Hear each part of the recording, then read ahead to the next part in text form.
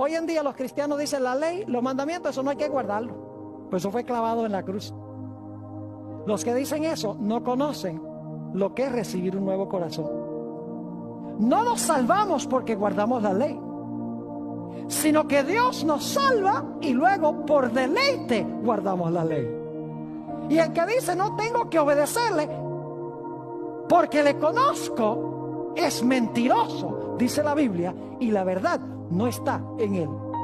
Noten la linda promesa también en el libro de Jeremías, el capítulo 31 y el versículo 33. Esta linda promesa. Pero este es el pacto que haré con la casa de Israel después de aquellos días, dice Jehová. Daré mi ley en su ¿qué? En su mente, y la escribiré en su corazón. Y yo seré a ellos por Dios, y ellos me serán por pueblo. ¿Saben que muchos cristianos hoy en día dicen, yo no estoy bajo el viejo pacto, sino que estoy bajo el nuevo pacto?